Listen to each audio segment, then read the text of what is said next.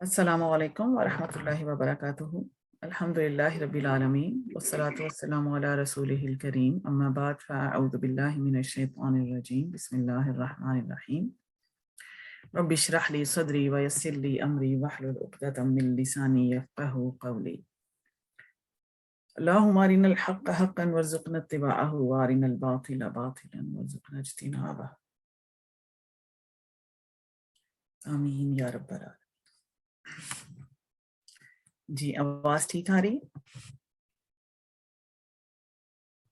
جی الحمدللہ ٹھیک آ رہی ہے باجی۔ ٹھیک ہے، جزاک اللہ خیر۔ جی شکریہ۔ اچھا جی، جیسے کہ آپ کو پتا ہے کہ آج منڈے کے دن ہماری قرآن کی تفسیر کی کلاس ہوتی ہے، ہفتہ وار اس ٹائم ہم کرتے ہیں۔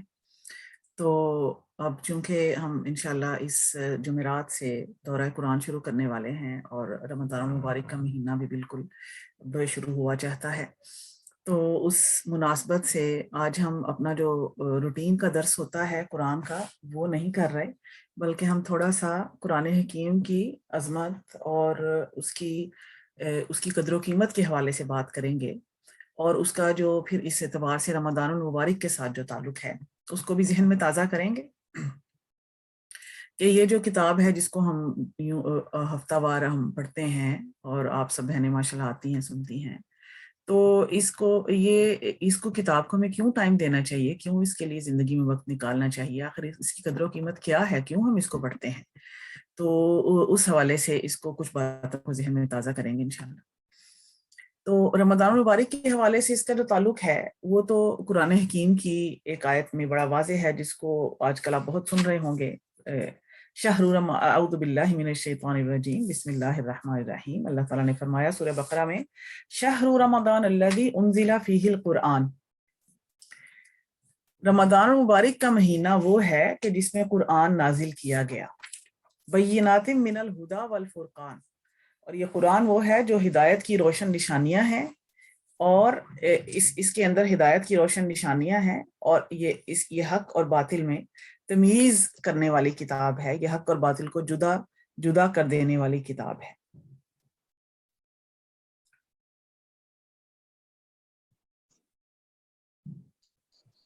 تو یہ مہینہ جو ہے رمضان المبارک کا مہینہ جو ہے، یہ اصل میں یہ ہمارے قرآن سے تعلق کو ایک نئے سرے سے جوڑنے کا مہینہ ہے، ٹھیک ہے۔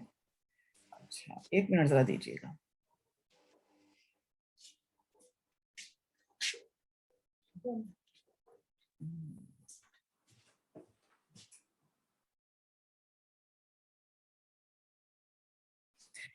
اچھا جی، تو اب دیکھیں کہ یہ کتاب جو ہے جو اللہ تعالیٰ فرما رہے ہیں کہ یہ رمضان المبارک کا مہینہ، جس کے بارے میں ہم پچھلے 2 ویک سے اپنے ذہن میں تازہ کر رہے ہیں کہ یہ کتنا برکتوں سے بھرا ہوا مہینہ ہے، اس میں شیاطین کو قید کر دیا جاتا ہے، اس میں نیکیوں کی کتنی اپرچونٹیز جو ہیں انسان کو ملتی ہیں،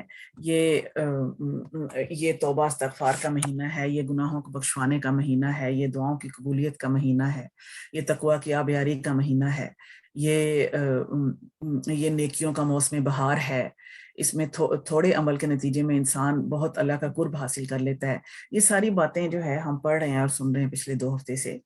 تو لیکن اس مہینے کی خاص ہونے کی وجہ جو اللہ تعالیٰ نے قرآن حکیم میں بیان فرمائی ہے کہ یہ مہینہ کیوں خاص ہے، یہ مہینہ کیوں اسپیشل ہے، اس کو جب اس کا ذکر کیا قرآن حکیم میں، دیکھیں جب ہم سے کوئی ذکر کرے رمضان المبارک کا تو ہمارے ذہن میں پہلی بات یہ آتی ہے کہ یہ روزے رکھنے کا مہینہ ہے، اس میں اس ایک مہینے کے روزے جو ہے وہ فرض ہیں، تو یہ روزوں کا مہینہ ہے، ٹھیک ہے۔ اس کے علاوہ اور پھر دوسری باتیں بھی ہمارے ذہن میں آتی ہیں یا جس کے بارے میں ہم بات کر رہے ہیں، لیکن جب اللہ تعالیٰ قرآن حکیم میں اس مہینے کا تعارف کرواتے ہیں اور نام لے کے، دیکھیں 12 مہینے ہیں سال میں، لیکن اس مہینے کو خاص طور پہ ذکر کیا گیا ہے، اس کا نام لیا گیا ہے شہر رمضان، رمضان کا مہینہ اس کو کہا گیا۔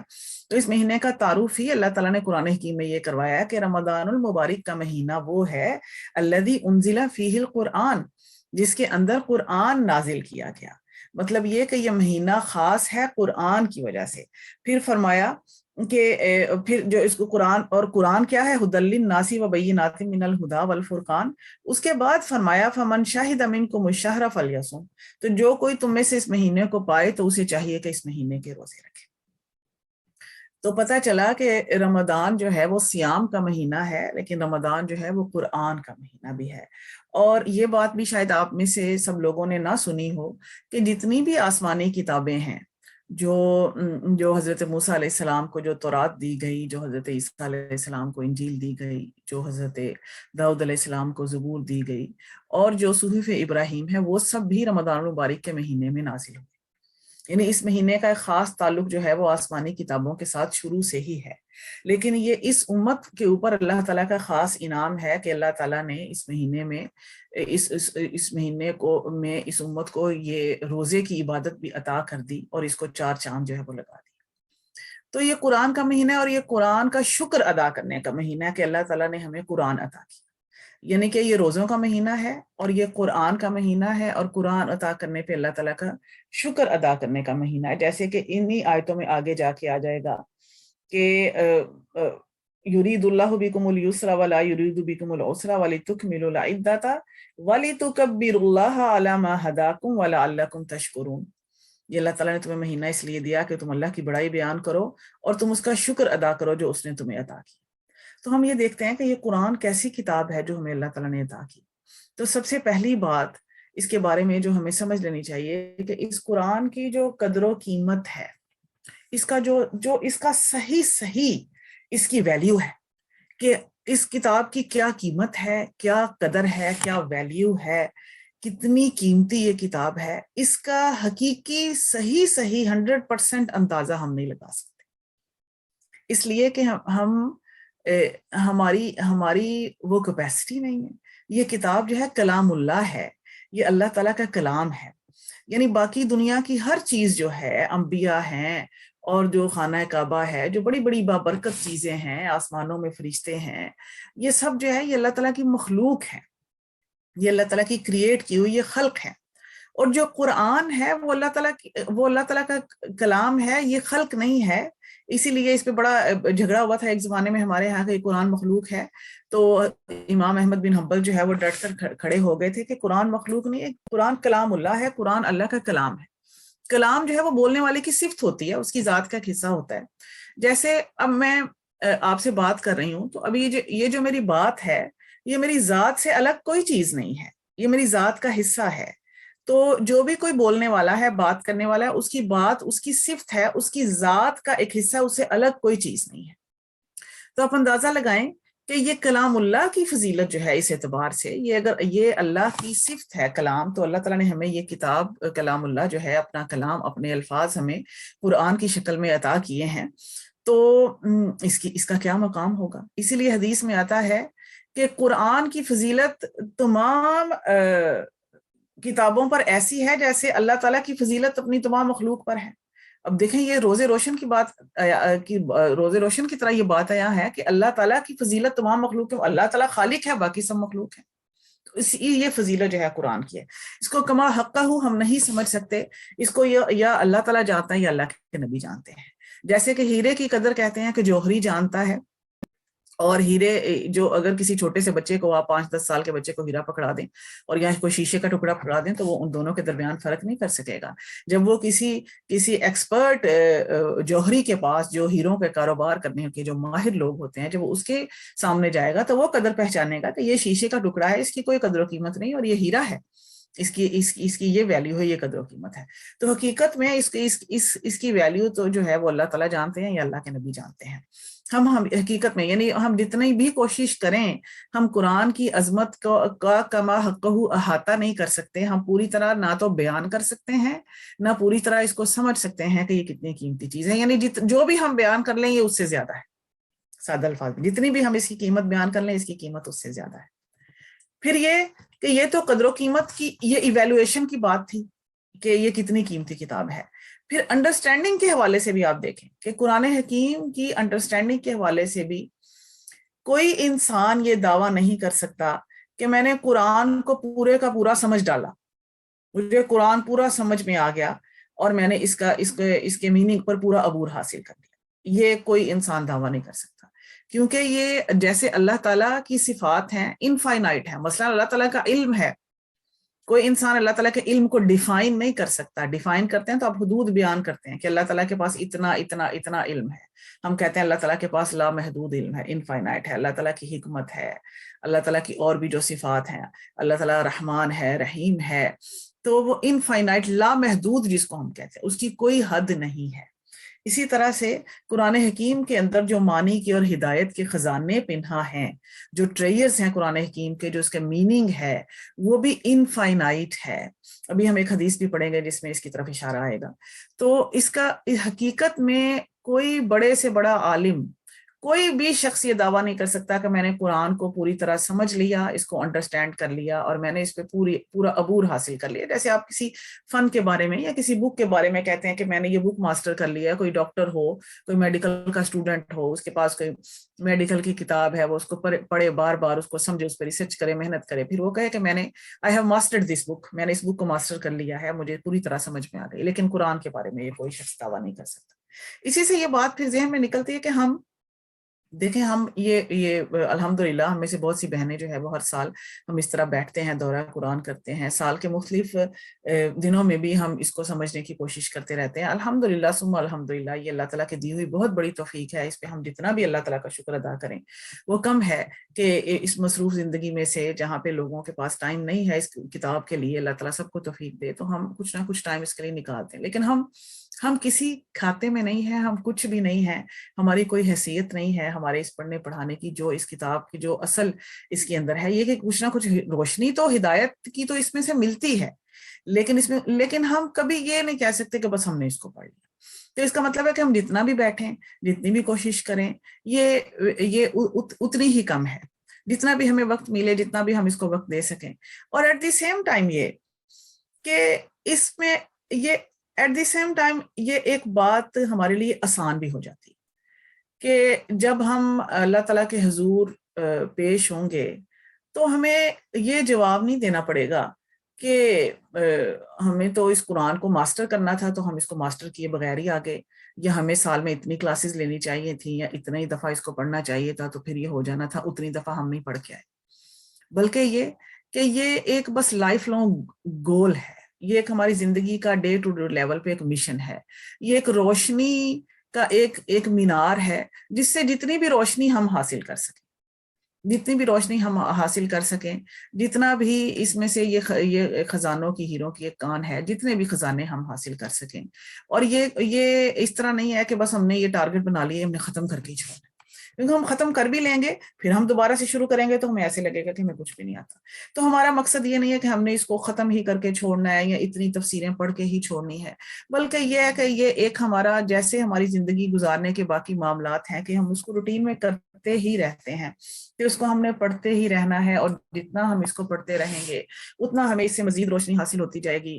پھر ہم اور پڑھیں گے, پھر ہمیں انشاءاللہ اور روشنی حاصل ہوگی, پھر ہم اور پڑھیں گے, پھر ہمیں ہمارے دل میں اور نور عطا ہوگا. اور یہ ساری زندگی کرنے کا کام ہے, کیونکہ یہ اگر یہ اس کے خزانے لمٹ لیس ہیں تو اس کا مطلب ہے کہ یہ کبھی بھی ہم یہ نہیں کہہ سکتے کہ ہم نے اس کو ختم کر لیا ہے. تو یہ بات ایٹ دی سیم ٹائم سے نکلتی ہے. تو یہ تو بات ہو گئی کہ نہ تو قرآن کی قدر و قیمت اور نہ قرآن کے انڈرسٹینڈنگ کے حوالے سے کوئی یہ کلیم کر سکتا ہے کہ میں نے اس کو پورا سمجھ لیا. یہ حقیقت میں اس کو اللہ اور اللہ کے رسول ہی جانتے ہیں.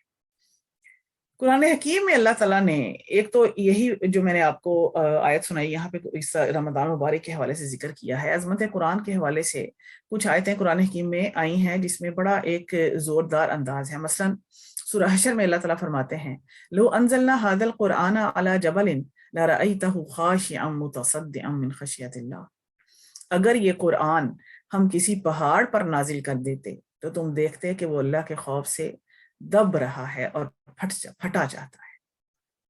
یعنی یہ قرآن پہاڑوں پر بھی نازل ہوتا. پتہ چلا کہ انسان کا دل کتنا بھی سخت ہو جائے پہاڑوں سے سخت تو نہیں ہو سکتا. تو یہ انسان جس طرح پہاڑوں کو یہ ریزہ ریزہ کر سکتا ہے, اس قرآن کے اندر یہ صلاحیت ہے. اللہ تعالیٰ نے اپنی ایک تجلی دکھائی تھی حضرت موسیٰ کے سامنے, تو پہاڑ جو ہے وہ پھٹ کر ریزہ ریزہ ہو کر گر گیا تھا. تو وہ اللہ تعالیٰ کی ایک تجلی تھی, اور قرآن بھی اللہ تعالیٰ کی صفت ہے, اللہ تعالیٰ کا کلام ہے. تو اس قرآن کے اندر یہ صلاحیت ہے کہ یہ پہاڑوں کو گرا سکتا ہے. تو پتہ چلا کہ انسان اگر اس کو شوق کے ساتھ اور اس کو لگن کے ساتھ اس کو حاصل کرنے کی کوشش کرے تو سخت سخت دل بھی موم ہو سکتے ہیں. اصل میں ہماری بدقسمتی یہی ہے کہ ہم اس کو ہمارے اندر جو لوگ اس کی قدر و قیمت کو نہیں پہچانتے، اس طرح جو کوشش ہی نہیں کرتے، اگر ہم اس کے قریب آئیں اس قرآن کے تو سخت سے سخت دلوں کو بھی یہ موم کر سکتا ہے، اور کٹر سے کٹر اور پکے سے پکے کافر کو بھی جو ہے یہ لمحوں میں مومن بنا سکتا ہے۔ اور یہی قرآن تھا جس نے کیسے جو کافر تھے مکہ کے، کس طرح سے ان کی زندگیوں کو بدل دیا تھا۔ لیکن یہ کہ جو انکار کر دے اس کو سننے سے، سمجھنے سے، اور کانوں کو بند کر دے، اپنے دل کے دروازے بند کر دے، تو پھر اس کے لیے اس میں کوئی ہدایت نہیں۔ پھر اللہ تعالیٰ نے فرمایا سورہ یونس میں، یا ایھا الناس، اے لوگوں، قد جاءتکم موعظۃ من ربکم، تمہارے پاس تمہارے رب کی طرف سے ایک نصیحت آئی ہے، وشفاء لما فی الصدور، اور تمہارے سینوں میں جو کچھ ہے اس کا یہ علاج ہے، اس کے لیے شفا ہے، وَهُدًى وَرَحْمَةً لِّلْمُؤْمِنِينَ، اور اس میں ہدایت بھی ہے اور رحمت بھی ہے مومنوں کے لیے۔ یہ قرآن جو ہے اس کے اندر مومنوں کے سینوں میں جو بیماریاں ہیں اس کا علاج بھی ہے، ان کے لیے ہدایت بھی ہے، ان کے لیے رحمت بھی ہے۔ لیکن کن لوگوں کے لیے؟ جو ایمان والے ہیں، اس کو اللہ کی کتاب سمجھ کے پڑھتے ہیں۔ پھر فرمایا قُلْ بِفَضْلِ اللَّهِ وَبِرَحْمَتِهِ، کہیے یہ سب کچھ یہ اللہ کا فضل ہے، اللہ کی رحمت ہے یہ کتاب، فَبِذَلِكَ فَلْيَفْرَحُوا، تو اس پر چاہیے کہ ان کو خوشیاں منائیں، ہوا خیر مما یجمعون، اور یہ بہت بہتر ہے اس سے جو یہ جمع کر رہے ہیں۔ یعنی یہ کتاب ایسی ہے کہ اس پہ سیلیبریٹ کریں۔ عام طور پہ انسان دنیا میں کامیابیاں حاصل کرتے ہیں تو اس پہ سیلیبریٹ کرتے ہیں، اس پہ کوئی ان کی اچیومنٹس ہوتی ہیں، اور جو دنیا میں جمع کر رہا ہے انسان مال، اس جمع کیے ہوئے پہ کو وہ سیلیبریٹ کرتا ہے۔ اللہ تعالیٰ فرما رہے ہیں کہ اگر تمہیں خوشی منانی ہے، اگر اترانا ہے کہ یہ مجھے حاصل ہو گیا، کوئی کسی نعمت کے حاصل ہونے پہ تمہیں اترانا ہی ہے، تمہیں فخر ہی کرنا ہے، تمہیں خوشی کرنی ہے، تو قرآن کے حاصل ہونے پہ خوشی کرو، قرآن کے حاصل ہونے کو سیلیبریٹ کرو۔ یہ ان تمام چیزوں سے بہتر ہے جو تمہیں دیا گیا۔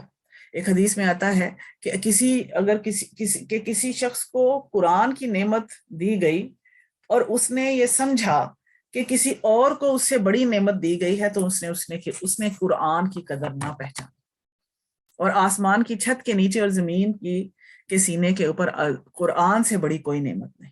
اللہ اکبر۔ دیکھیں ہم کتنی اور دنیا کی نعمتوں کے پیچھے بھاگتے ہیں۔ یہ قرآن اصل میں وہ کتاب ہے جس کے اندر ہمارے دلوں کے روگ جو ہیں ان کا علاج ہے، ہمارے دکھوں کا علاج ہے۔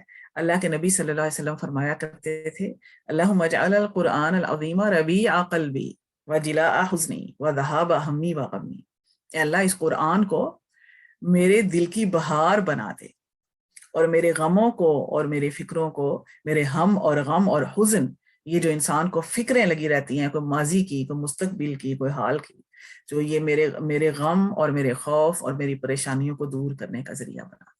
یہ قرآن اتنی بڑی نعمت ہے، یہ دل کی، یہ ہماری پریشانیوں کو دور کرنے والا ہے۔ جس کو ہم کہتے ہیں آج کل ہم بڑے ڈپریس ہیں، بڑے پریشان ہیں، ہم قرآن کے قریب ہو جائیں اور ہم قرآن کو سینے سے لگا لیں تو قرآن ہمارے سینوں کے دکھ درد جو ہے وہ اس کو دور کر دے گا۔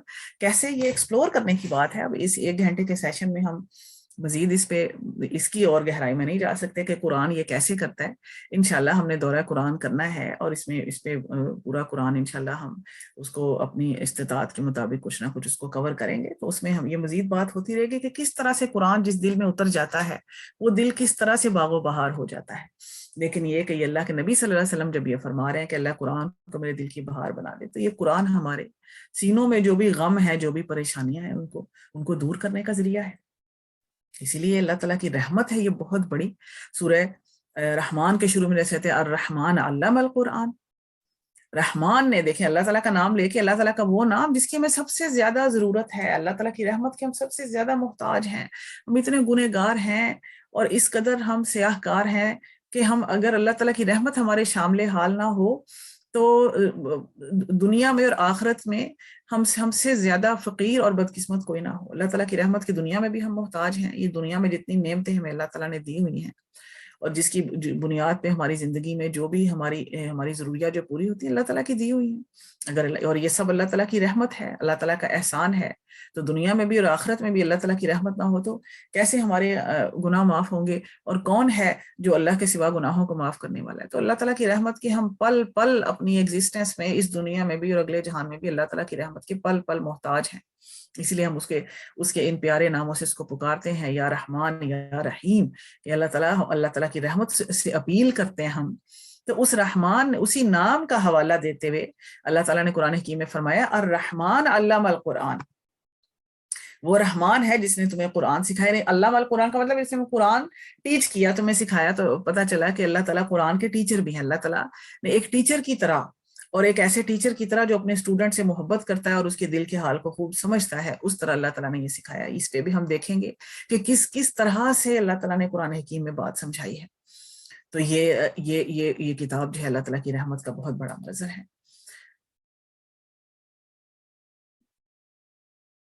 اسی طرح سے حدیث میں آتا ہے، جیسے ابھی میں نے جو آپ کو ایک حدیث سنائی ہے کہ قرآن حکیم کی فضیلت جو ہے وہ اس طرح سے ہے. وہ حدیث جو اس کے الفاظ ہیں وہ یہ حدیث قدسی ہے. حضرت ابو سعید خدری سے روایت ہے، عن ابی سعید قال قال رسول اللہ صلی اللہ علیہ وسلم یقول الرب تبارک و تعالی. اللہ تعالیٰ فرماتا ہے، یعنی ابھی حدیث ہے لیکن الفاظ اس طرح کے جیسے اللہ تعالیٰ کے کو کوٹ کیا جا رہا ہے، پیرافریز کیا جا رہا ہے. مطلب یہ قرآن تو نہیں ہے لیکن یہ حدیث میں جو اس طرح بیان کی جائے کہ اللہ تعالیٰ کے نبی صلی اللہ علیہ وسلم فرماتے ہیں کہ اللہ تعالیٰ یوں کہتا ہے، تو وہ حدیث قدسی کہلاتی ہے. تو اللہ تعالیٰ تبارک و تعالی، اللہ تعالیٰ فرماتا ہے من شغلہ القرآن عن ذکری، جس کو مصروف رکھا قرآن نے میرے ذکر سے. قرآن تو خود بذات خود یہ ذہن میں رکھ لیں کہ قرآن حکیم میں بھی جگہ جگہ اللہ کے ذکر کی بڑی فضیلت ہے. ہم سب جانتے ہیں کہ اللہ کا ذکر جو ہے وہ بڑی فضیلت کی بات ہے. تو قرآن جو ہے وہ بہترین ذکر ہے. الذکر فرمایا قرآن حکیم میں، قرآن کو ذکر فرمایا کہ قرآن جو ہے الذکر ہے، دی ریممبرنس ہے.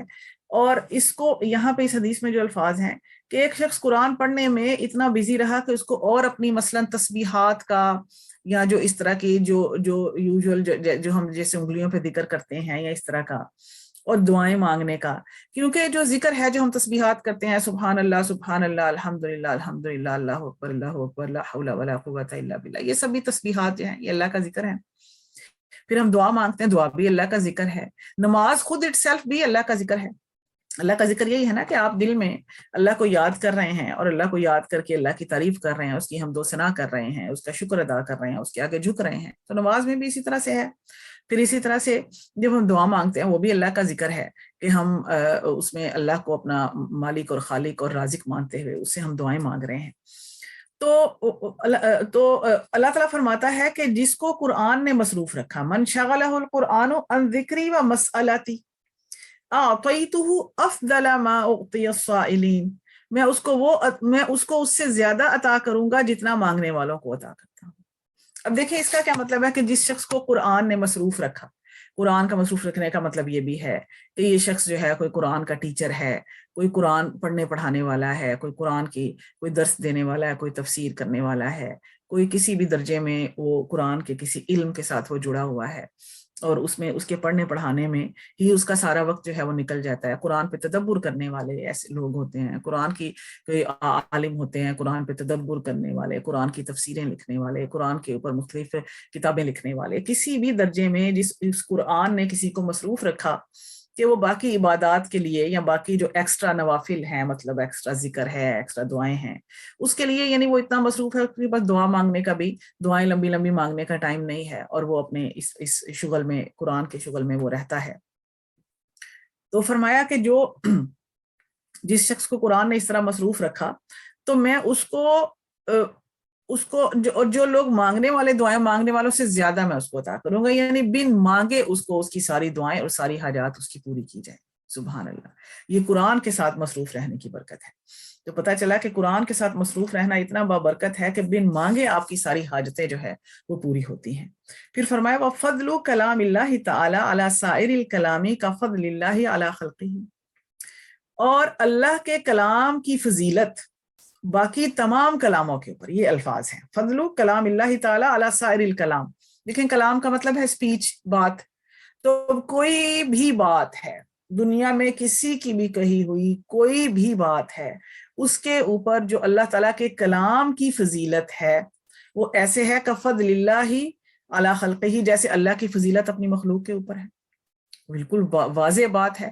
اللہ تعالیٰ خالق ہے، باقی تمام مخلوق ہے، کہ کوئی دور کا بھی کمپیریزن نہیں ہے، آسمان اور زمین کا بھی کوئی جو ہے وہ رابطہ نہیں ہے. اللہ تعالیٰ بلند، اللہ تعالیٰ خالق، اللہ تعالیٰ جو ہے وہ بنانے والا، اور باقی سب مخلوق ہے. تو یہ قرآن حکیم کی فضیلت باقی تمام دنیا کی کتابوں کے اوپر، باقی تمام دنیا کی باتوں کے اوپر، تمام دنیا کی باتیں ایک طرف اور قرآن حکیم ایک طرف، ساری انسانیت کا خزانہ جمع کر لیا جائے. حتیٰ کہ آپ دیکھیں نبی اکرم صلی اللہ علیہ وسلم کی نے بھی جو ہمیں اصل میں تو آپ کا جو دین آپ لے کر آئے ہیں آپ نے قرآن کے ذریعے پہنچایا ہے، اور جو حدیث ہے وہ ساری کی ساری حقیقت میں قرآن کی ایکسپلینیشن ہے اور قرآن کی تفسیر ہے. اگر آپ اس کو غور کریں تو وہ سب کی سب جو ہے وہ اسی کو کھول کر آپ نے بیان کیا ہے. اور جو اس کے علاوہ آپ کو اللہ تعالیٰ کی طرف سے تعلیم دی جاتی تھی، بے شک حدیث کا ذخیرہ بہت وسیع، اس میں سب کچھ آ جاتا ہے. اور کیونکہ رمضان المبارک کا مہینہ قرآن کا مہینہ ہے، اور اللہ تعالیٰ نے خاص طور پہ کہا ہے کہ یہ مہینہ ہم نے تمہیں اس لیے عطا کیا ہے کہ تم شکر ادا کرو کہ ہم نے تمہیں قرآن جیسی کتاب عطا کی. اور دیکھیں شکر ادا کرنا کیسے سکھایا ہے. یہاں سے یہ بھی پتہ چلتا ہے کہ شکر جو ہے اصل میں اطاعت کا نام ہے. جب ہم کہتے ہیں کہ ہم اللہ تعالیٰ نے ہمیں جو نعمتیں دی ہیں ہم اس پر اللہ تعالیٰ کا شکر ادا کریں، تو شکر ایک تو زبان سے یا اللہ تعالیٰ شکر ہے، ہم ایکنالج کرتے ہیں اپنی زبان سے کہ اللہ بے شک ہم مانتے ہیں یہ نعمتیں تو ہی عطا کرنے والا ہے، اور تو نے ہمیں عطا کی، تیرا شکر ہے. لیکن یہ کہ یہ تو صرف زبان کا شکر ہوا، تو دل کا شکر بھی ہونا چاہیے.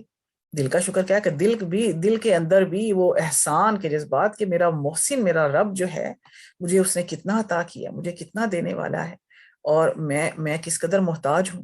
تو دل کے اندر بھی جب وہ ہوگا تو وہ پھر جو عظمت ہے دوسرے انسانوں کی اور دوسری چیزوں کی اور جھوٹے خداؤں کی اور جو مال و دولت کی اور جو مال و دولت والوں کی اور جو فرعون کی اور نمرود کی، کسی کی عظمت دل میں نہیں بیٹھے گی نا. دل میں پھر اللہ کی عظمت بیٹھے گی کہ اللہ اکبر، اللہ سب سے بڑا ہے، اور اللہ ہی اس بات کے لائق ہے کہ اس کے آگے جھکا جائے، اس کی عبادت کی جائے، اس کی بندگی کی جائے، اس کی اطاعت کی جائے. تو دل کے اندر یہ شکر کے جذبات جو ہیں وہ انسان کو اطاعت کے اوپر ابھاریں گے.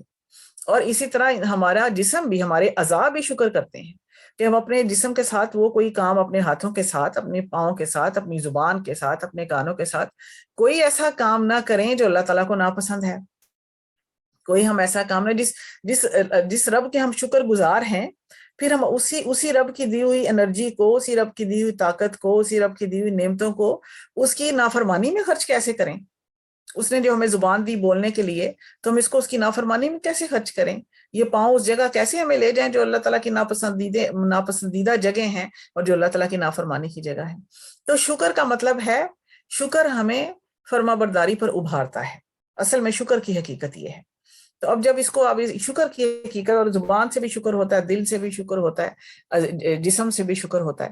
تو اس شکر کے اس مفہوم کو سمجھتے ہوئے اب جب ہم یہ بات کرتے ہیں کہ اللہ تعالیٰ نے ہمیں رمضان اس لیے عطا کیا کہ ہم قرآن ملنے پر اس کا شکر ادا کریں، تو مطلب یہ کہ ہمیں پھر اطاعت کا ایک موقع دیا ہے، روزے رکھنے کا. روزے کا یعنی شکر کرنا بھی سکھایا ہے ہمیں، روزے رکھنے کا کہ اس مہینے کو ہم مکمل اطاعت میں گزاریں اور قرآن پڑھنے میں گزاریں، قرآن کے ساتھ جڑنے میں، قرآن کے ساتھ پھر نئے سرے سے تعلق قائم کریں. پھر ایسے بن جائیں کہ یہ گویا کہ یہ آج ہی ہمیں کتاب ملی ہے، پھر ہم اس کو ایک نئے سرے سے ایمبریس کریں. اگرچہ ہم اس کو سارا سال بھی پڑھتے رہتے ہیں، یا جو بہت سے لوگ ایسے ہیں جو سارا سال نہیں پڑھتے، یا جنہوں نے زندگی میں کبھی نہیں پڑھا یا اس کے ساتھ نہیں جڑے، وہ بھی اس کے ساتھ جڑنا شروع کریں کہ اچھا یہ اتنا بڑا انعام میرے رب نے مجھے دیا. یہ ہدایت کی کتاب تھی، اس کے بغیر جو ہے اگر یہ کتاب ہمیں نہ ملتی تو ہم اندھیروں میں گم رہے ہوتے، اور پوری انسانیت جو ہے وہ اندھیروں کے اندر ڈوبی ہوتی، اور انسان جو ہے وہ بالکل یوں سمجھیں کہ پوری انسانیت اندھیروں میں ڈوبی ہوتی. جو دنیا میں جہاں بھی کہیں کوئی روشنی ہے، جہاں بھی کوئی ہدایت ہے، جہاں بھی خیر ہے، وہ اللہ تعالیٰ کی عطا کی ہوئی ہے، وہ نبیوں کی لائی ہوئی ہے، وہ اس قرآن کی لائی ہوئی ہے. ٹھیک ہے، اور اس کے ہم بہت زیادہ محتاج ہیں. تو شکر کا یعنی جو ہمارے شکر کا تقاضا یہ ہے کہ اس مہینے میں ہم اس کتاب کو زیادہ سے زیادہ پڑھیں. اور ہمارے سلف صالحین کا طریقہ یہ تھا کہ جو اب دیکھیں ایسی ایسی ان کی ایکٹیویٹیز تھی. مثلا امام مالک جو ہے وہ حدیث کا درس دیا کرتے تھے، لیکن جیسے ہی وہ رمضان المبارک کا مہینہ شروع ہوتا تھا تو تمام طرح کی باقی ایکٹیویٹیز اور باقی کلاسز اور باقی سرکلز کو اور ٹیچنگ اور لرننگ ایکٹیویٹیز سب کی سب وہ ختم کر کے تو صرف اس مہینے میں وہ قرآن کے ساتھ جو ہے وہ جڑ جاتے تھے.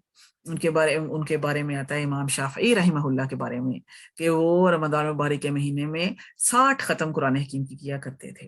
امام ابو حنیفہ کے بارے میں آتا ہے رحمہ اللہ کہ وہ قرآن حکیم کے 50 جو ہے وہ ختم کیا کرتے تھے. اس کی تلاوت میں، یعنی کہ رمضان المبارک کے مہینے کے دنوں کو اور راتوں کو اس کی تلاوت میں گزارتے تھے. اسی لیے جو تراویح کا بھی سسٹم جو ہے وہ رائج کیا گیا کہ جتنا بھی وقت ملے اس قرآن کے ساتھ گزارا جائے، اس کی قرآن کی تلاوت کے ساتھ گزارا جائے. اب دیکھیں وہ لوگ تو ہم یوں کہیں کہ ہماری ان کے وقت میں کتنی برکت تھی، ان کے اپنے نیک اعمال کی وجہ سے ہم جس زمانے میں ہیں ہمارے وقت میں بھی وہ برکت نہیں ہے، لیکن کم از کم ہم اس کے ساتھ کمپیریزن نہیں کر رہے. ہم یہ نہیں کہہ رہے کہ ہم بھی 60 ہی ختم کریں، لیکن یہ کہ اس میں جتنا بھی ہم سے ہو سکے. مثلا اگر ہم پورے سال میں اگر ہم فرض کریں کہ مہینے میں آدھا قرآن ختم کرتے ہیں تو کم از کم اس مہینے میں ہمیں 2 ختم کرنے چاہیے. اور جو بھی ہماری روٹین، اگر ہم سارا سال بالکل ہی نہیں پڑھتے تو کم از کم ایک دفعہ قرآن حکیم کا ختم جو ہے یہ منیمم ہے. اور اس سے بہت زیادہ شوق اور تمنا اور محنت اور کوشش جو ہے وہ ہونی چاہیے. اچھا، اس میں ایک بات یہ بھی ہے کہ علماء سے جب پوچھا گیا کہ اس مہینے میں یہ قرآن کا مہینہ ہے اور اس کو قرآن کے سارے کام چھوڑ کے قرآن کے ساتھ جو ہے وقت گزارنا ہے، تو اس کو کتنا کس قدر اس میں، یعنی کہ اس قرآن کے ساتھ وقت گزارنے میں بھی کون سی ایکٹیویٹیز ہیں جو زیادہ افضل ہیں؟ تدبر قرآن ہے، مطلب سب سے پہلے تو تلاوت قرآن ہے، پھر یہ کہ اس کا میننگ سمجھنا ہے، تدبر قرآن ہے، کوئی کتاب لکھ رہا ہے قرآن کے اوپر، یہ بھی ساری قرآن کی ایکٹیویٹیز ہیں. اس میں سے بھی جو علماء کہتے ہیں کہ اس میں سے ایکچولی تو سب سے افضل جو ہے وہ تلاوت قرآن ہے. ٹھیک ہے، اب ہم بات کر رہے ہیں، اور آپ کو پتا ہے کہ ہم روزوں میں جو دورہ قرآن کرتے ہیں، ظاہر ہے وہ تلاوت قرآن تو نہیں ہے، وہ تو اس کو ہم پڑھتے ہیں، اس کا ترجمہ سمجھنے کی کوشش کرتے ہیں. لیکن یہ بات تلاوت قرآن جو ہے وہ بہت زیادہ افضل ہے اور اس کی بہت زیادہ اہمیت ہے. لیکن یہ کہ اگر ہم قرآن حکیم کے مفہوم کو نہیں سمجھتے تو پھر اس سے وہ جو ہدایت ہمیں حاصل ہونی ہے وہ ہمیں اس طرح نہیں. اگرچہ اس میں کوئی شک نہیں، یہ بات سمجھیں کہ قرآن حکیم کے الفاظ کی تلاوت کرنا اٹ سیلف ایک بڑی بابرکت ایکٹیویٹی ہے، اور کیونکہ وہ کلام اللہ ہے اس کو بغیر سمجھے ہوئے پڑھنے میں بھی کچھ نہ کچھ نورانیت انسان کو ضرور حاصل ہوتی ہے. یعنی وہ بالکل بے فائدہ ایکٹیویٹی نہیں ہے اگر اس کو سمجھ میں نہیں آ رہی لیکن وہ اللہ کے کلام کو پڑھا. لیکن وہ کچھ بھی نہیں ہے اس کے مقابلے میں جو اس کو سمجھنے سے انسان کو حاصل ہوتی ہے. لیکن یہ جو جیسے آج کل بعض لوگ یہ کہتے ہیں نا کہ اس کو پڑھنے کا ہی کوئی فائدہ نہیں ہے کہ اگر اس کو سمجھ میں نہیں آتا، اور اس کو وہ بھی نہیں ہے. یہ بات بھی صحیح نہیں ہے، کیونکہ اس کی تلاوت یہ اللہ کا کلام ہے، اس کو جو اس کی تلاوت کر رہا ہے اس کا نبی اکرم صلی اللہ علیہ وسلم نے کہا ہے کہ ایک ایک حرف کے پیچھے جو ہے وہ 10 نیکیاں ملیں گی. لیکن یہ کچھ بھی نہیں تھا، یہ ایسے ہی ہے کہ پھولوں سے گلشن بھرا ہوا تھا اور اس میں سے ہم نے ایک پھول جو ہے وہ چن لیا. یہ اتنا اس میں جو ہمارے پاس اپرچونٹی ہے اس سے ہدایت اور اس سے ثواب حاصل کرنے کی، وہ اس کو اصل میں سمجھنے سے جو ہے وہ ملٹی پلائی ہوتی ہے، اور اس کی برکت ہماری پوری زندگی میں نظر آئے گی، ہمارے عمل میں بھی، اور اس سے ہمارا دل و دماغ جو ہے اس کی تطہیر بھی ہوگی، اس کا تزکیہ بھی ہوگا. تو اس لیے جو علماء یہ کہتے ہیں کہ تلاوت جو قرآن کو سمجھتے ہوں، جو قرآن کے مفہوم کو سمجھتے ہوں، اور ان کے لیے وہ اس کو رواں بھی تلاوت کریں تو ان کو سمجھ میں آ رہا ہے، وہ جتنا پڑھیں گے اور اس کی نورانیت حاصل ہوگی. لیکن جو سمجھتے نہیں ان کے لیے یہ مہینہ اس اعتبار سے ایک بہترین اپرچونٹی ہے کہ اس کو سمجھنے کا بھی آغاز کیا جائے، اور سمجھتے بھی ہیں تو دہرانا بھی ظاہر ضروری ہوتا ہے، اور اس میں بہت سے ریمائنڈر بھی مل جاتے ہیں. تو پھر یہ کہ اس درجے میں یہ قرآن حکیم کے اوپر تدبر، اس کو سمجھنا، اس پہ غور و فکر کرنا، تلاوت، یعنی قرآن کے ساتھ وقت گزاریں کسی بھی درجے میں اور کسی بھی ایکٹیویٹی میں، لیکن قرآن جو ہے وہ محور اور مرکز ہونا چاہیے رمضان المبارک کے مہینے کا.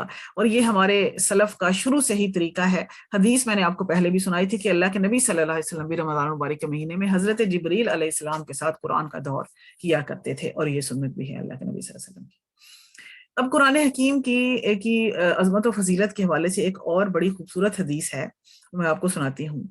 حضرت علی رضی اللہ عنہ سے یہ حدیث ہے. عن علی رضی اللہ عنہ قال انی سمعت رسول اللہ صلی اللہ علیہ وسلم یقول، حضرت علی فرماتے ہیں کہ میں نے اللہ کے نبی صلی اللہ علیہ وسلم کو یہ کہتے ہوئے سنا، انہا ستکون فتنۃ، کہ عنقریب ایک فتنہ رونما ہونے والا ہے۔ قلت مل مخرج منہا یا رسول اللہ صلی اللہ علیہ وسلم، حضرت علی نے پوچھا اے اللہ کے نبی، اس سے نکلنے کا راستہ بتائیے، کہ آپ یہ بتا رہے ہیں فتنے کے بارے میں، تو یقیناً اس کا کوئی علاج بھی ہوگا، اس کا کوئی حل بھی ہوگا۔ قال، اللہ کے نبی صلی اللہ علیہ وسلم نے فرمایا، قال کتاب اللہ، آپ نے فرمایا اللہ کی کتاب۔ اب اس حدیث میں اللہ کے نبی صلی اللہ علیہ وسلم کس فتنے کی بات کر رہے تھے یہ تو ہمیں نہیں پتا، لیکن یہ کہ ہم بھی جس دور میں رہ رہے ہیں وہ بھی فتنوں کا دور ہے، اور ایک دجالی دور ہے، اور طرح طرح کے فتنے جو ہے وہ رونما ہو رہے ہیں، جس میں مادیت پرستی کا فتنہ جو ہے وہ ایک بہت بڑا فتنہ ہے۔ تو ہر دور میں جو انسانوں کے اوپر جو بھی فتنے اور جو بھی آزمائشیں آئیں گی، اس کا حل جو ہے وہ اللہ کی کتاب ہے۔ اس کتاب سے ہم جڑ جائیں، اور اس کتاب کے ذریعے ہی ہمارے اختلافات ختم ہوں گے، اور اس کتاب کے ذریعے ہی ہمارے دلوں کے اندھیرے دور ہوں گے۔ پھر کوئی شیطانوں کے چیلے جو ہے وہ ہمیں بھٹکا نہیں سکیں گے، کوئی دجالی چیلے جو ہیں وہ پھر ہمیں کنفیوز نہیں کر سکیں گے، جب ہمارے دل و دماغ جو ہے وہ قرآن کی ہدایت سے جب روشن ہوں گے۔ اللہ کے نبی صلی اللہ علیہ وسلم نے فرمایا کہ فتنے سے نکلنے کا طریقہ ہے اللہ کی کتاب۔ قال کتاب اللہ فیہ، پھر فرمایا فیہ نبأ ما قبلکم، اس کتاب میں خبریں ہیں تم سے پہلوں کی، وخبر ما بعدکم، اور تمہارے بعد والوں کی بھی، ڈھونڈنے سے وہ بھی مل جاتی ہیں، وحکم ما بینکم، تمہارے درمیان جو بھی معاملات ہوں اس کا حکم تو اس کے اندر موجود ہے، تمہارے جھگڑوں کا باہم جو تمہارے تنازعات ہیں ان کا حل جو ہے وہ اس قرآن میں موجود ہے۔ هو الفصل لیس بالہزل، اور یہ قول فیصل ہے، یہ بات کھول دینے والی کتاب ہے، یہ کوئی مذاق نہیں ہے۔ لیس بالہزل من ترکہ من جبار، اور جو اس کتاب کو سرکشی کی بنا پہ ترک کرے گا، قسمہ اللہ اسے پیس کے رکھ دے گا۔ اللہ اکبر۔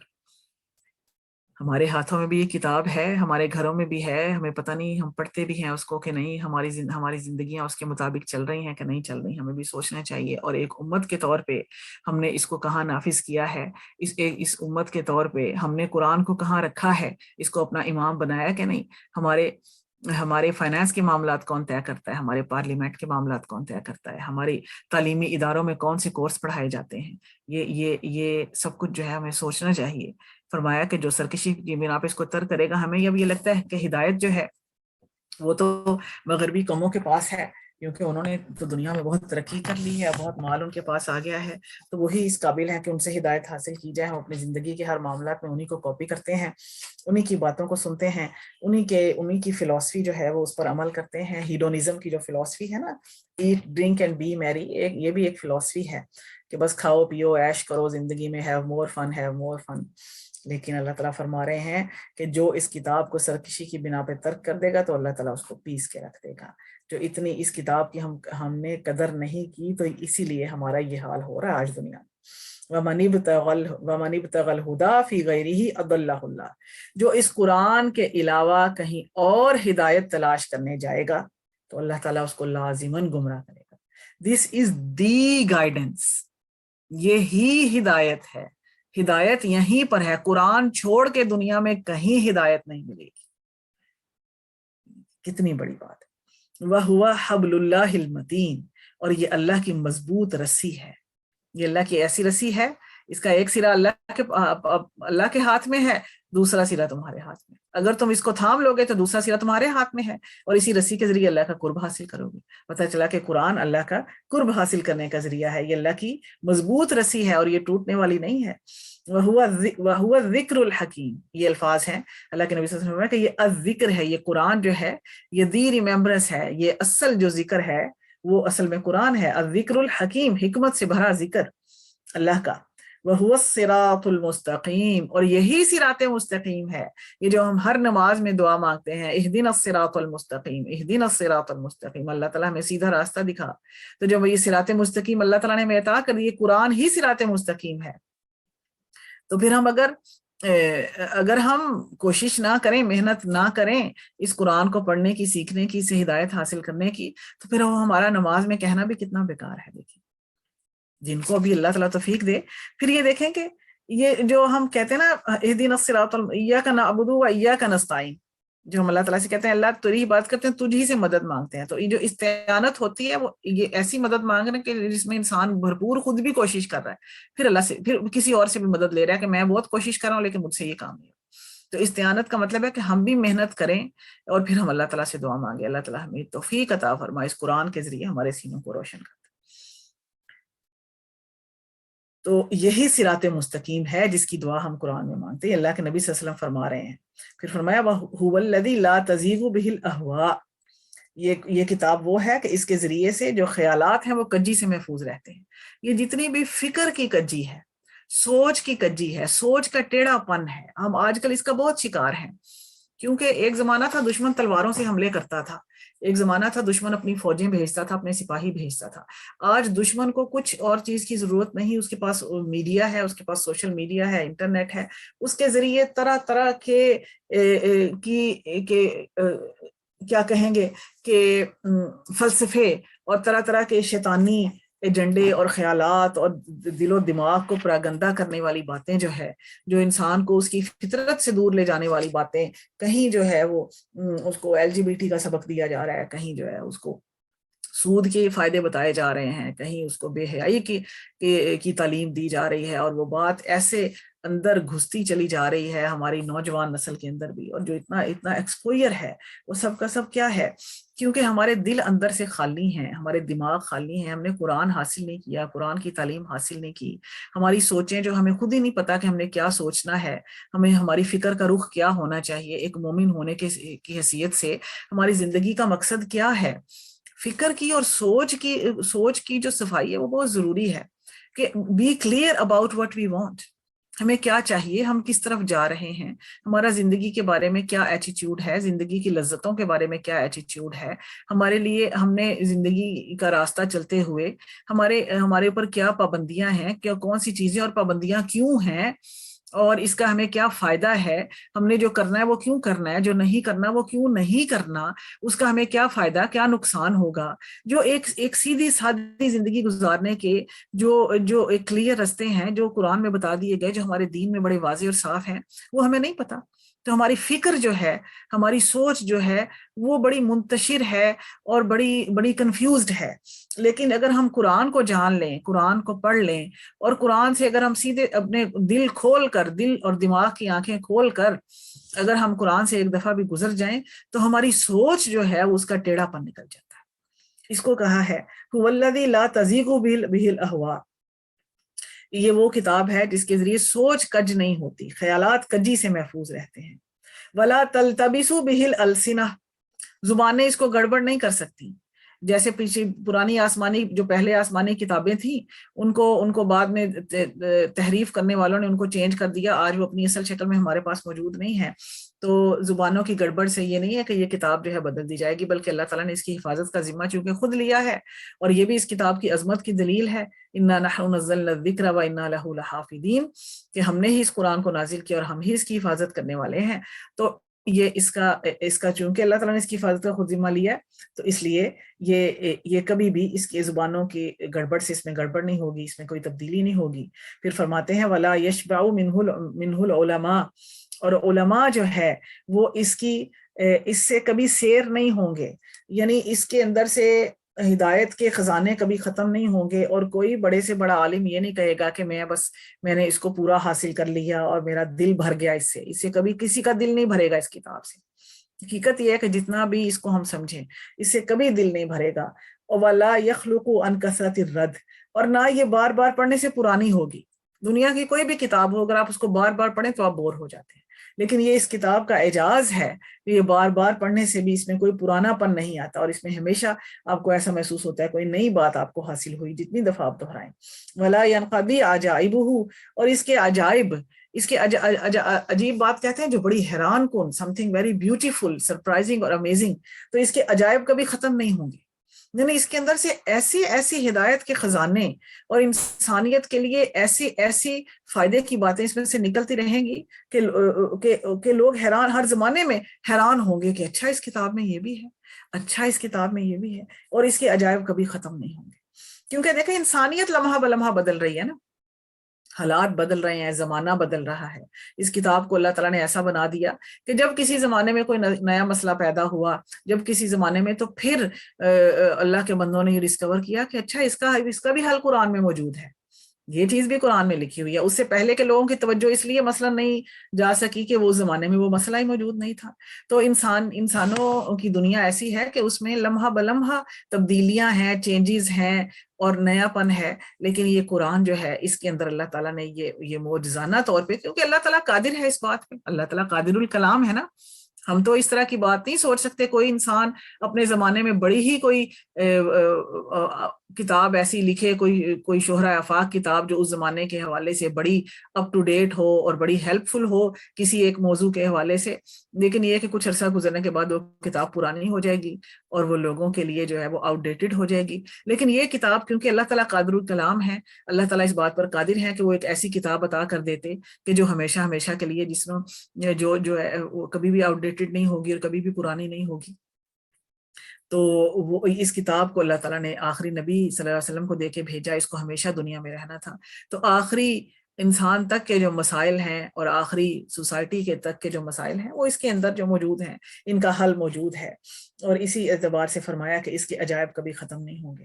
هو الذی لم تنتہ الجن اذ سمعتہ قالوا انا سمعنا قرآنا عجبا یہدی الی الرشد فآمنا به.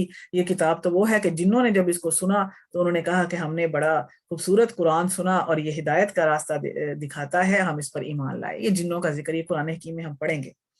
پھر اللہ کے نبی صلی اللہ علیہ وسلم نے فرمایا من قال به صدق، جس نے اس قرآن کی بنیاد پہ کوئی بات کہی اس نے سچ کہا. اللہ، یعنی اب بات یہ ہے کہ جب عام طور پہ ہمیں کوئی پڑھنے والے، سنانے والے، کوئی ٹیچر، کوئی استاد، کوئی علماء، کوئی اس طرح ہمیں سنا رہے ہوتے ہیں، تو اصل بات جو ہے وہ اصل کسی کی بات میں بات نہیں ہے. اصل بات اللہ کی بات ہے. اللہ ہی کی بات میں وزن ہے. اللہ ہی کی بات جو ہے وہ سچ ہے اور اللہ ہی کی بات حق ہے. اور اسی وجہ سے اس بات پر عمل کرنا چاہیے، نہ یہ کہ اس وجہ سے کہ کوئی شخص ہمیں یہ پڑھ کے سنا رہے. من قال به صدق، جس نے اس قرآن کی بنیاد پر کوئی بات کہی اس نے سچ کہا. ومن عمل به اجر، جس نے اس قرآن پر عمل کیا. اس قرآن کی صحابہ ڈھونڈا کرتے تھے، اچھا میں نے اس قرآن کی اس آیت پہ عمل کر لیا، پورا اس پر عمل کر لیا. جس نے اس قرآن پر عمل کیا اس کا اجر ثابت ہو گیا، اس کو اجر مل کر رہے گا. پتہ چلا عمل کرنے کی کتاب ہے. ومن حکم به عدل، جس نے اس قرآن کی بنیاد پر کوئی فیصلہ کیا اس نے عدل کیا. اللہ اکبر. ومن دعا الیہ ہدی الی صراط مستقیم، اور جس نے اس قرآن کی طرف لوگوں کو بلایا اسے سیدھی راہ کی ہدایت دے دی گئی. یعنی کسی اور کو ہدایت ہو نہ ہو اس کو ہدایت مل گئی جس نے اس قرآن کو دوسروں کی طرف بلایا. یعنی کہ وہ ٹھیک کر رہا ہے اور اس کو ہدایت عطا ہو جائے گی. اور اس سے بھی اس میں بڑی خوشخبری ہے ہم لوگوں کے لیے کہ جو ہم قرآن پڑھنے والے ہیں، قرآن پڑھانے والے، دوسروں کو سکھانے والے ہیں، اگرچہ بہت ایک عاجزانہ اور بہت ایک ناقص کوشش ہے، لیکن یہ کہ اس کے اندر بڑی خوشخبری ہے کہ جو دوسروں کو قرآن کی طرف بلائے اللہ تعالیٰ اس کو ہدایت دے گا. اللہ تعالیٰ ہمیں ان لوگوں میں شامل فرمائے جن کو وہ ہدایت دیتا ہے. آمین یا رب العالمین. دیکھیں پھر یہ حدیث بھی آپ نے مشہور ہے، یہ سنی ہوگی، حضرت عثمان بن عفان سے مروی ہے. اللہ کے نبی صلی اللہ علیہ وسلم نے فرمایا خیرکم من تعلم القرآن وعلمہ. بات تو چھوٹی سی ہے، سنی بھی آپ نے بہت دفعہ ہوگی، لیکن غور کریں کہ اللہ کے نبی صلی اللہ علیہ وسلم کیا فرما رہے ہیں کہ تم میں سے بہترین لوگ وہ ہیں جو قرآن سیکھیں اور سکھائیں. دیکھیں ہم سب بہترین بننا چاہتے ہیں، ہم سب چاہتے ہیں کہ ہم لوگوں میں نمایاں نظر آئیں، لوگوں میں سے بہترین نظر آئیں، اور ہمیں اس کے لیے ہم طرح طرح کی کوششیں کرتے ہیں. کبھی ہم کہتے ہیں کہ شاید ہمارا گھر اچھا ہوگا، بہترین ہوگا تو ہم لوگوں میں بہترین ہوں گے. ہم کہتے ہیں ہماری گاڑی بہترین ہوگی تو بہترین ہوں گے. کبھی ہم کہتے ہیں ہمارے بچے جو ہے وہ یہ بن جائیں، یہ اس پروفیشن میں چلے جائیں، یہ دنیا میں کامیابی حاصل کر لیں تو پھر شاید ہم بہترین کہلائیں گے. اور طرح طرح کی ہم کوششیں کرتے رہتے ہیں.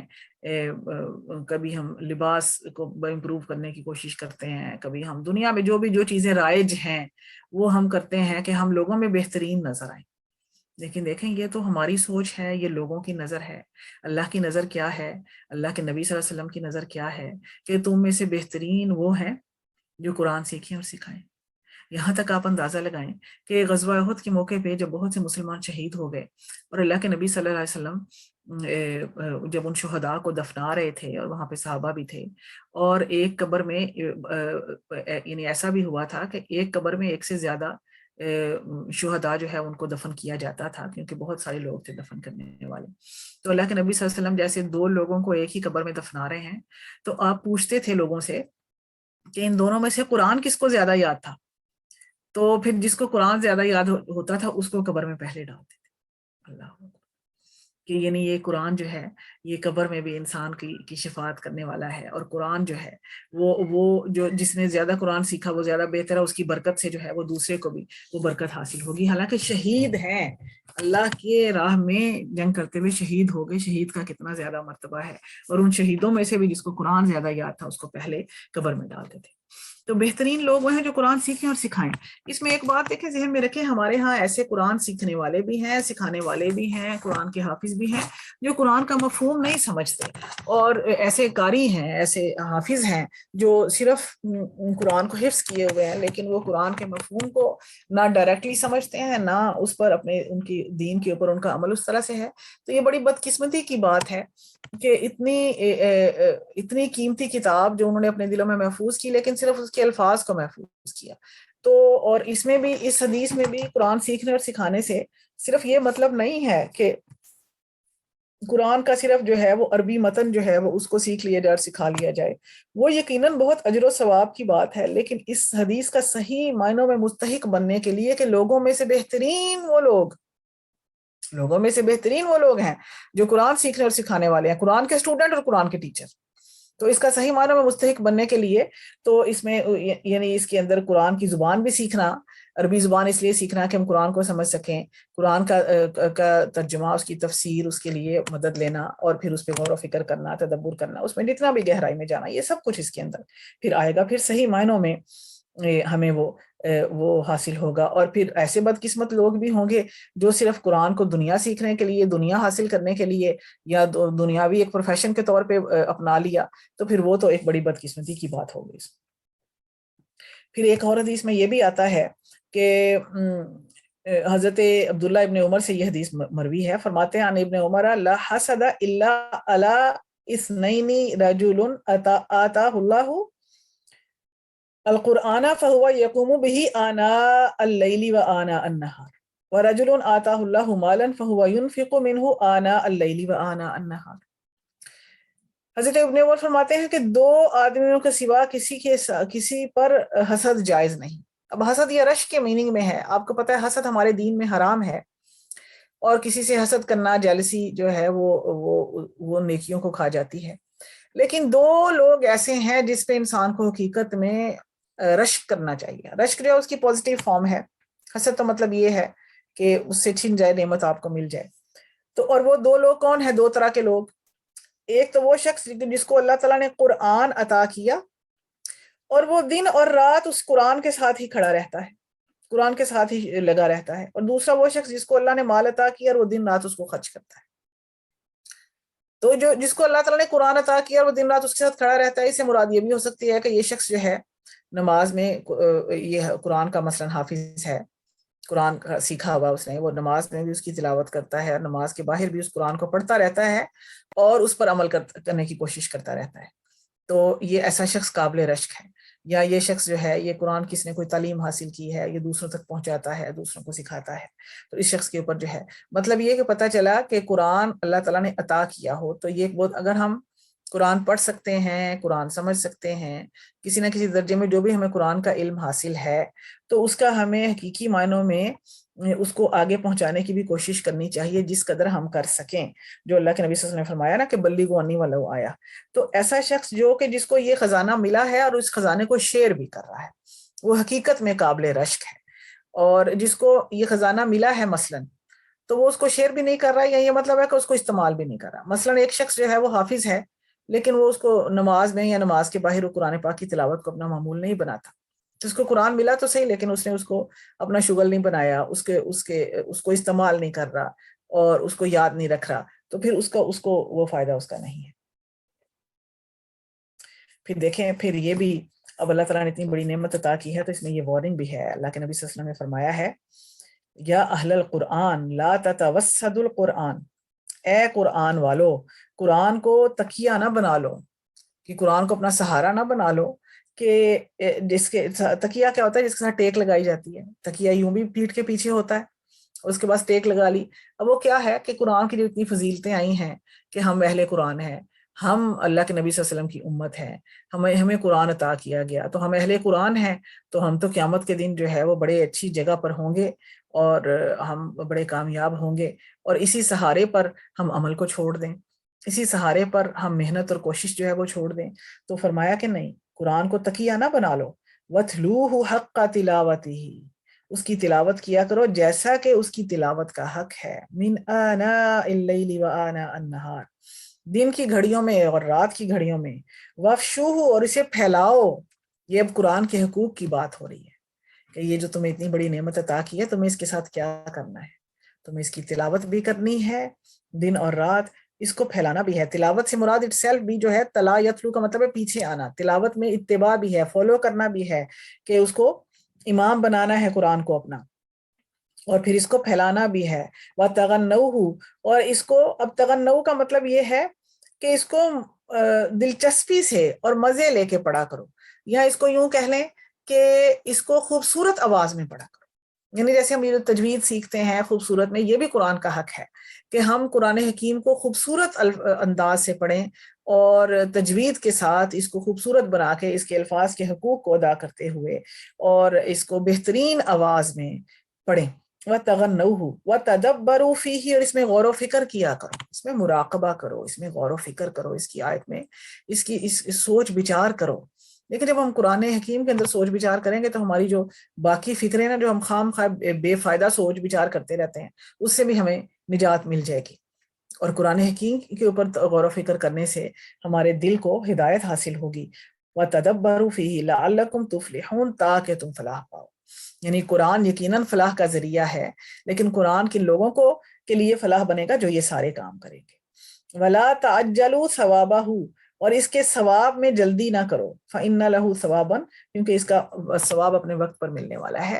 اس کا مطلب یہ ہے کہ دنیا میں یہ سارے کام جو ہے، یہ صرف یہ ایک پروفیشن کی حیثیت سے نہ ہو کہ دنیا میں بھی آپ کو پتا ہے کہ یہ تو الٹیمیٹلی ایک نیچرل نیڈ تھی کہ مسلمانوں کی سوسائٹیز میں پھر علماء تھے، امام بنے، اسکالرز بنے، جو پڑھانے والے بھی تھے، تو اپنی جگہ پہ اٹ سیلف ایک یہ پروفیشن ہے.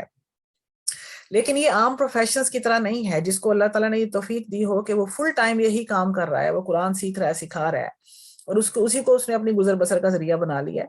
لیکن حقیقت میں یہ ہے کہ وہ دنیا کو جس حد تک اس کو دنیاوی اپنی ضروریات پوری کرنا ہے اس کے لیے جائز تو ہے، لیکن یہ کہ یہ اصل میں اس کا جو یہ ریوارڈ نہیں ہے، جو یہ اصل میں تو اس کا ریوارڈ اللہ تعالیٰ کے ہاں ملنے والا ہے.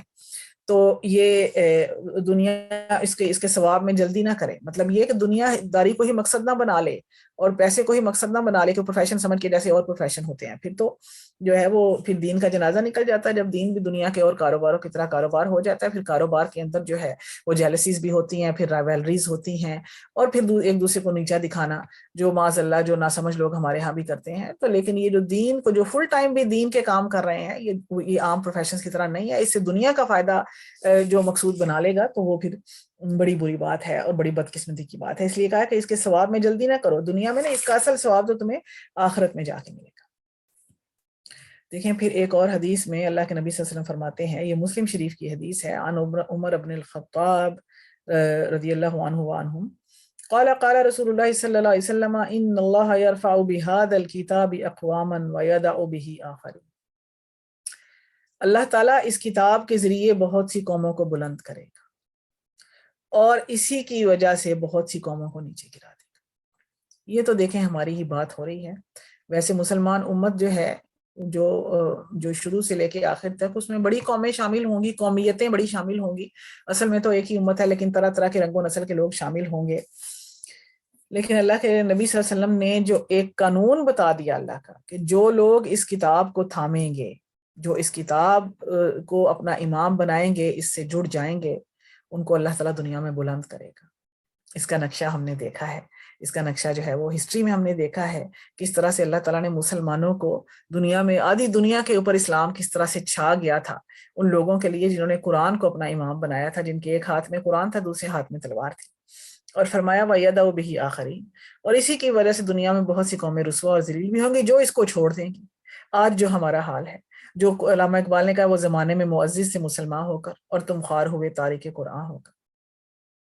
تو یہ اب یہ قوموں کے حوالے سے یہ اصول ہے کہ جو قومیں اس کتاب کو تھام لیں گی اللہ تعالیٰ ان کو بلند کرے گا، اور جو قومیں اس کو چھوڑ دیں گی اللہ تعالیٰ ان کو ذلیل و رسوا کر دے گا۔